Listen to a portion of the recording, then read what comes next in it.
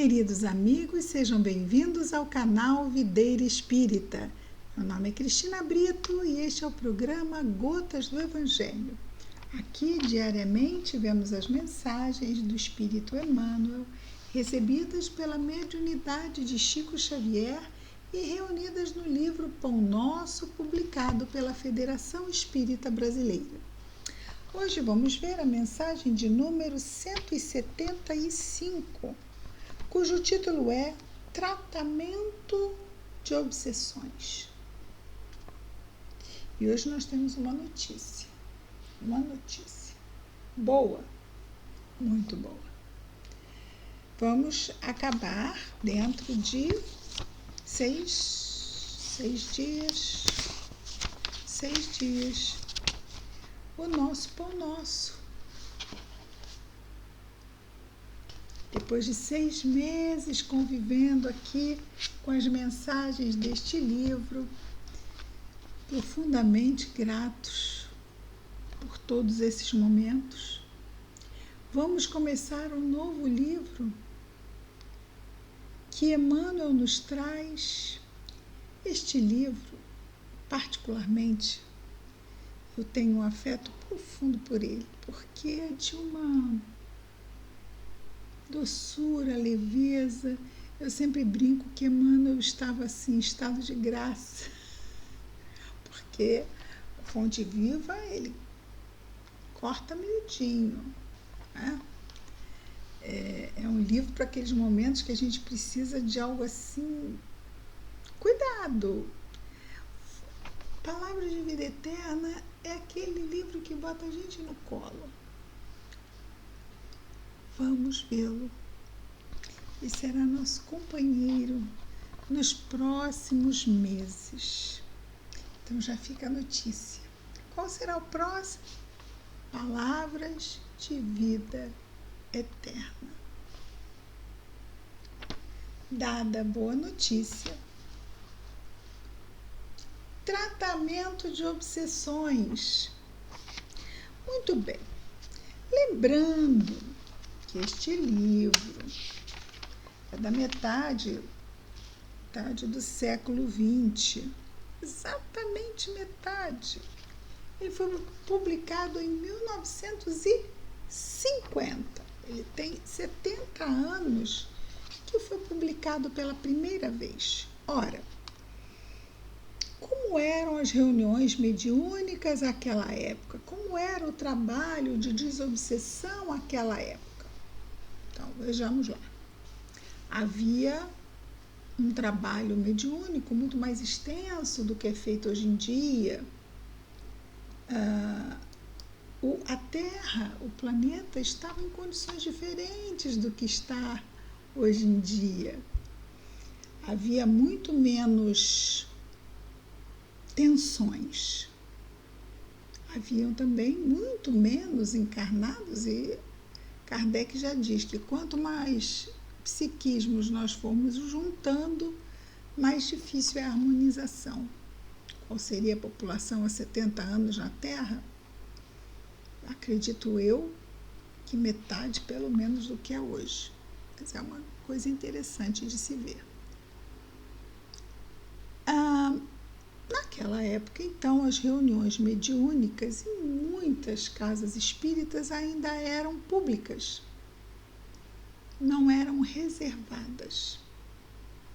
Muitas vezes, o próprio obsidiado acabava, muitas vezes, dando passividade ao seu obsessor. Isso poderia acontecer. E, às vezes, ficava sendo ali tratado, e muitas vezes depois se transformava em médium da casa. Então, outras vezes, se chamava reunião pública mediúnica com público, era reunião com assistência, ou seja, com pessoas na assistência que não eram os trabalhadores da reunião mediúnica. Eram pessoas que queriam assistir, serem tratadas e participar como assistentes, assistindo. E isso era permitido. Depois, graças a Deus, isso mudou. Raríssimas são as casas que permitem esse tipo de configuração de uma reunião mediúnica.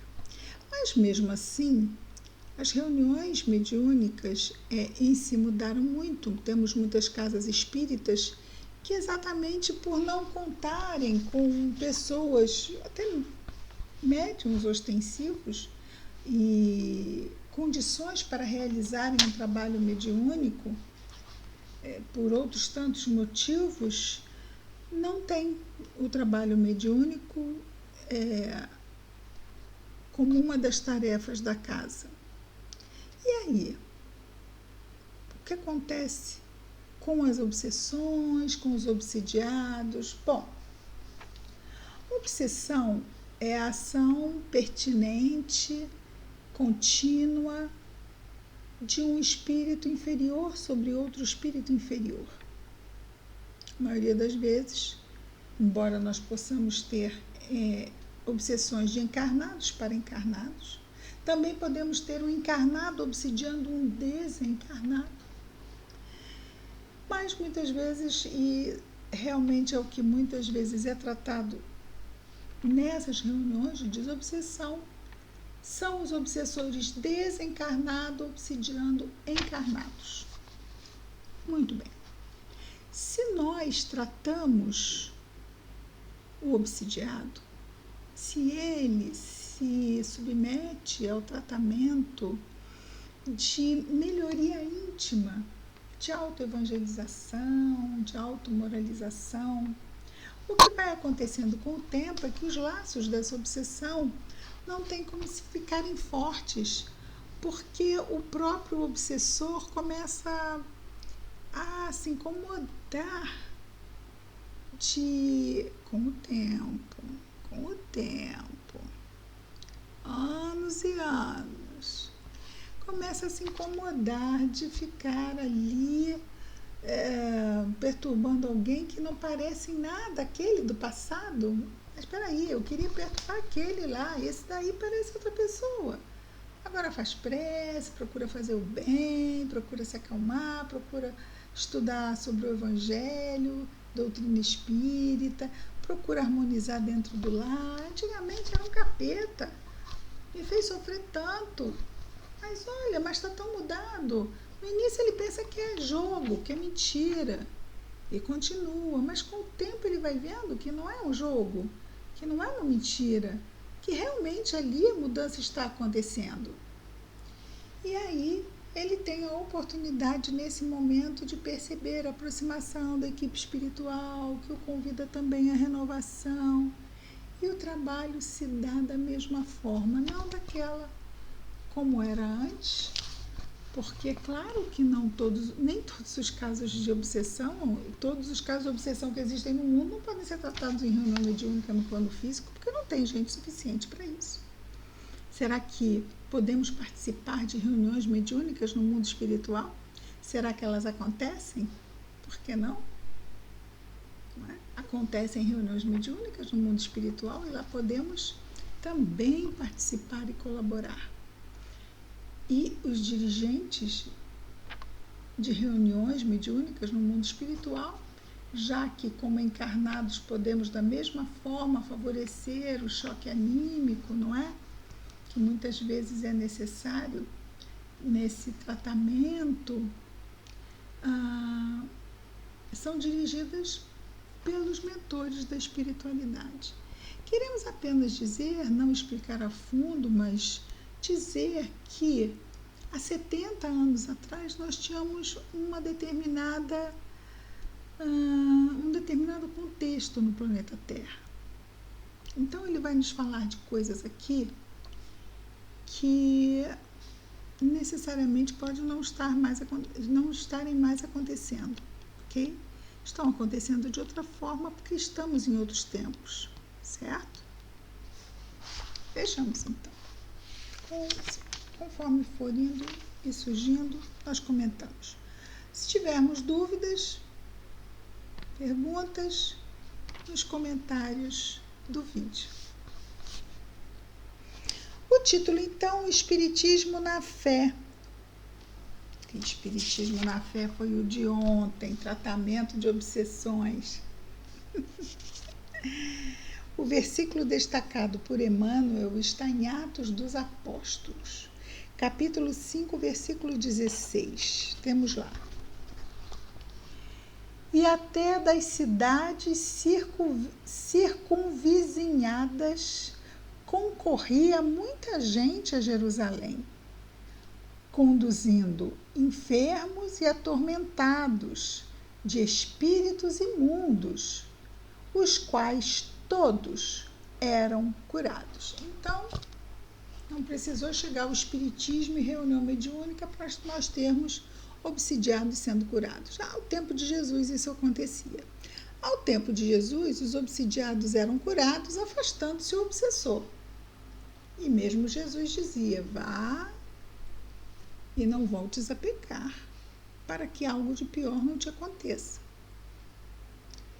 Porque se o obsessor é simplesmente afastado, mas a casa mental não é limpa, e Jesus também fala sobre isso, ele volta e vai voltar ainda mais forte para não ser arrastado para fora uma outra vez.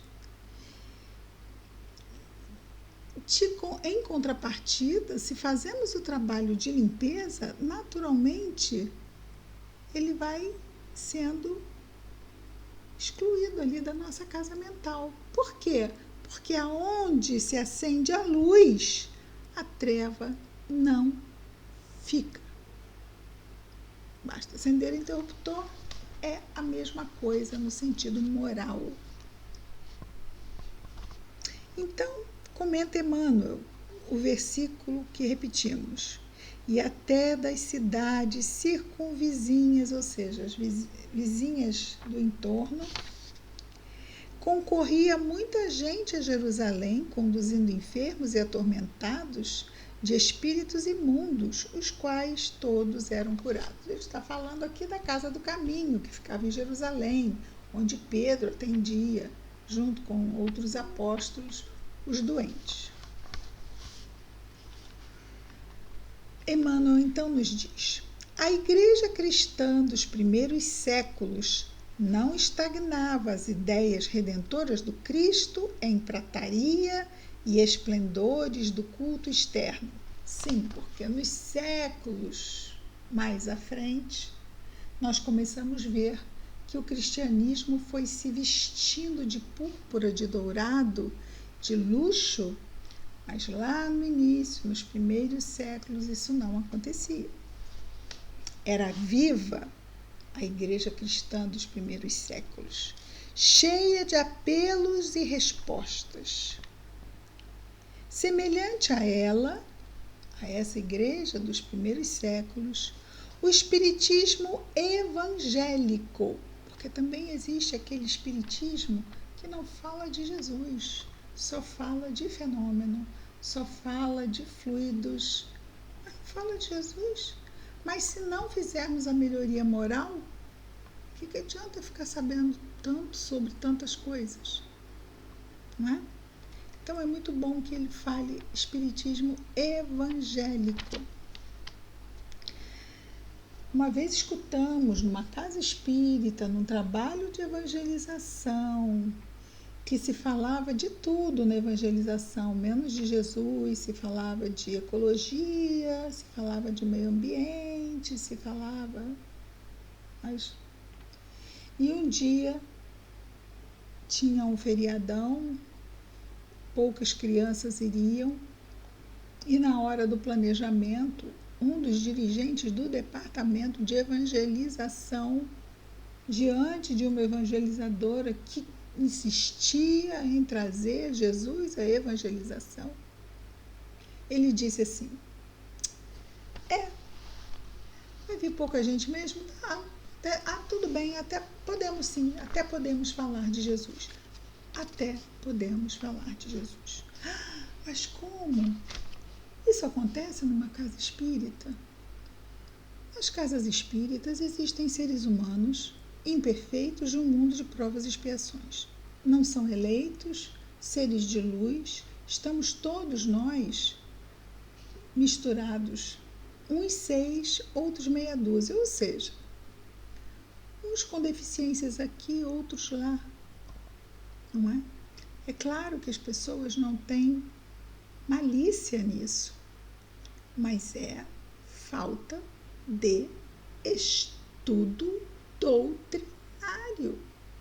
As pessoas têm uma ideia do que seja doutrina espírita, não estudam, não conhecem. E aí fazem aquele espiritismo à moda da casa, e não à moda de Kardec. Semelhante a ela, o espiritismo evangélico abre hoje as suas portas benfeitoras a quem sofre e procura o caminho salvador. É curioso notar que o trabalho enorme dos espiritistas de agora, no socorro às obsessões complexas e dolorosas, era da intimidade dos apóstolos. Eles doutrinavam os espíritos perturbados, renovando pelo exemplo e pelo ensino, não só os desencarnados, sofredores, mas também os médios enfermos, que lhes padeciam as influências. Bom, diz ele que na intimidade os apóstolos doutrinavam os espíritos perturbados. Vamos ficar com essa informação de Emmanuel, certo? Mas lá no Novo Testamento, recolhidos, doutrinando espíritos, não está lá narrado, ok? Desde as primeiras horas da tarefa doutrinária, sabe a alma do cristianismo que seres invisíveis, menos equilibrados, vagueiam no mundo. Sim, Jesus encontrou vários. Produzindo chagas psíquicas naqueles que lhes recebem a atuação, e não desconhece as exigências do trabalho de conversão e elevação que lhe cabe realizar. Então, é isso. Então, vamos buscar nos elevar. Quando ele diz converter, é exatamente aderirmos ao Evangelho. Se aderirmos ao Evangelho, nos convertemos a cristãos, nos convertemos a aceitar a revelação das leis de Deus que Jesus nos trouxe. E a partir dessa aceitação, começamos a trabalhar. E aí vem a elevação. Se aceitamos, se trabalhamos, se nos elevamos, nossos processos de influenciação negativa que podemos receber vão sendo neutralizados e superados. Mesmo que esses processos de influenciação sejam mais severos a ponto de chegarmos a obsessões. Porque existe a obsessão simples. Entramos e saímos muitas vezes de uma obsessão simples, né? Ficamos lá com aquela ideia ruim, vamos alimentando, mas chega uma hora que a gente para e aí a gente sai. Vai estudar, ouvir palestra, faz oração e aí vai desanuviando, aquela nuvem vai embora, desfez. Mas outros casos, se não vamos fazendo isso, podemos transformar uma obsessão simples numa obsessão propriamente dita. E aí o caso vai se complicando. E se não tratamos, pode ser que isso ainda continue se agravando, porque se eu não trato, eu distrato, né? Eu continuo alimentando a doença. E isso pode chegar em casos mais severos, como o da própria subjugação, que já é um caso severo no campo da obsessão. Portanto, o que temos que fazer? Aceitar o Evangelho em nossa vida e começarmos a trabalhá-lo em nós e assim, através do trabalho, nos elevarmos a nossa vibração. E aí vamos, ao subir, deixando o que está embaixo, mais para baixo. E ficamos mais salvaguardados a partir daí. Isso realmente nos salvaguarda. pegarmos alguém que está perturbando o outro, tirar de perto, vamos ficar o quê? Vamos prendê-lo numa jaula para toda a eternidade? Muitas vezes os espíritos afastam os que estão perturbando, mas o objetivo é, vamos afastar por um tempo, e muitas vezes até obsessores se afastam. E dizem assim, olha, eu vou me afastar de você. Vamos ver, sou eu que te atrapalho, né? Sou eu que te atrapalho, você mudar, você melhorar, né? Então tá. E aí ele se afasta para provar que aquele obsidiado que fez mal a ele no passado não quer mudar nada. E aí ele volta para provar a tese dele, tá vendo? Eu me afastei e você não melhorou. Seria bom o quê? Que se a gente aproveita a calmaria, tá? A tempestade, tá difícil, tempestade, calmaria. A calmaria, gente, trabalha para quando a tempestade chegar, voltar.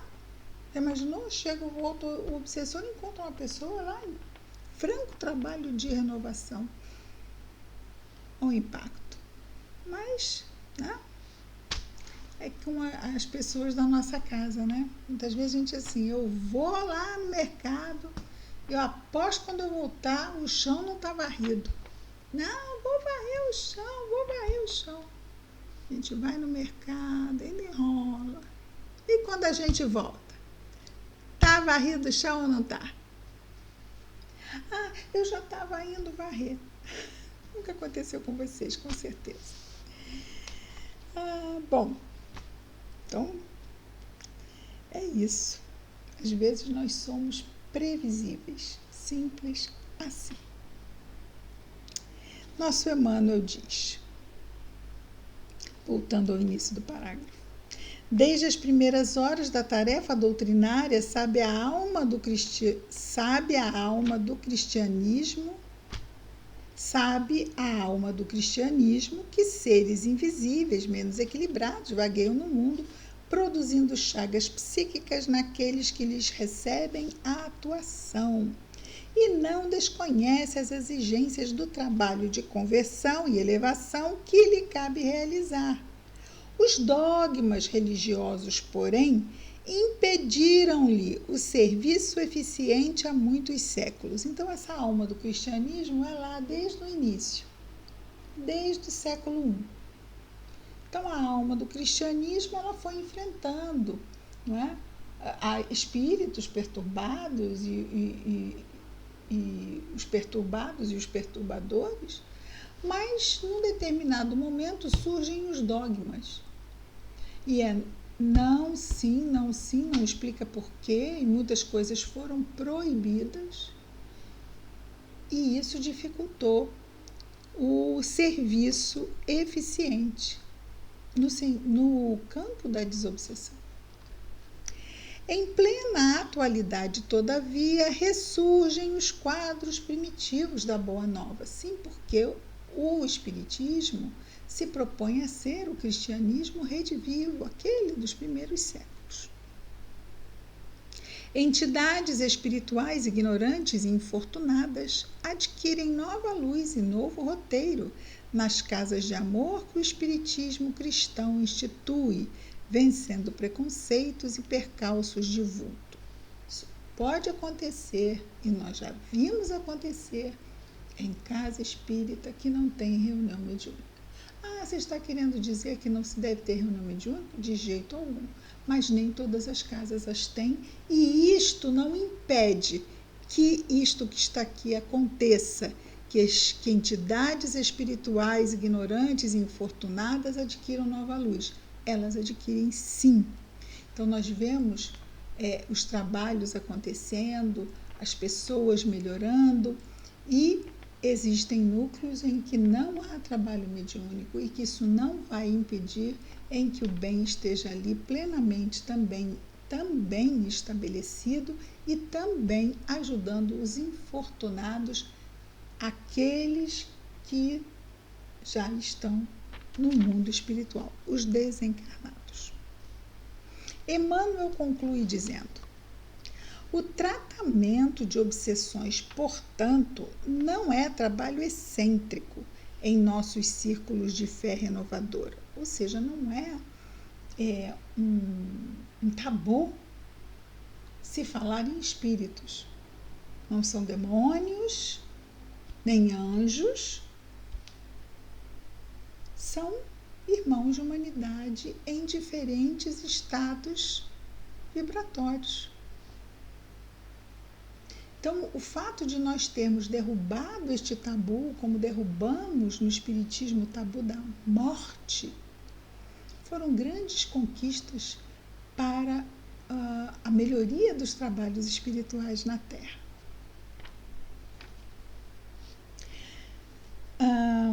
Constituem o tratamento das obsessões simplesmente a continuidade do esforço de salvação aos transviados de todos os matizes, começado nas luminosas mãos de Jesus.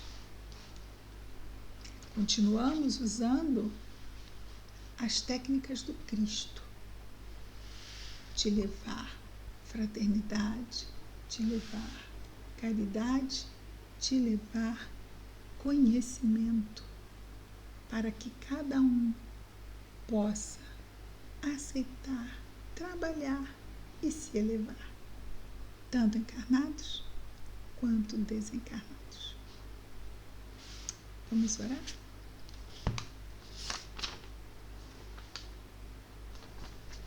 Tratamento das obsessões.